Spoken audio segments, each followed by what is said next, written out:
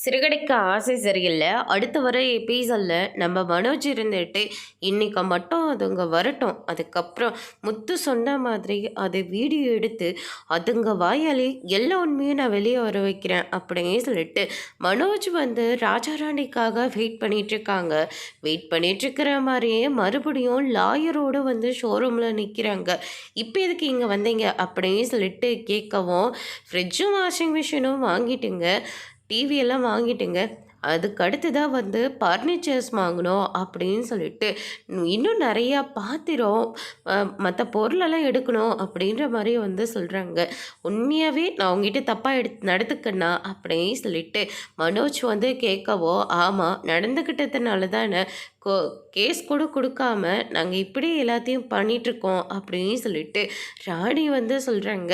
சரி செய்யாத நீ செஞ்சதா சொல்கிறேன், நானே செஞ்சிடறேனே அப்படின்னு சொல்லிட்டு ராணியோட கையை பிடிக்கவும் அங்கே கடையில் இருக்கிறவங்கலாம் ஷாக் ஆகுறாங்க.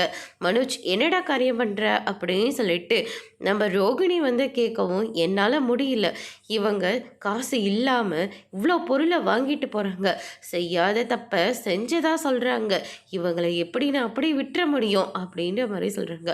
உண்மையை சொல்லு, நான் வாங்கிட்டு தப்பாக நடந்துக்கண்ணா அப்படிலாம் இல்லை, ஆனால் காசை எடுக்கிறதுக்கு முன்னே எடுத்து தான் எங்கள் மேலே பழி போட்டீங்கள்ல, அதுக்காக தான் உங்களுக்கு இவ்வளோ பெரிய தண்டனை அப்படின்னு சொல்லிட்டு நடந்த எல்லா விஷயத்தையும் வந்து சொல்கிறாங்க.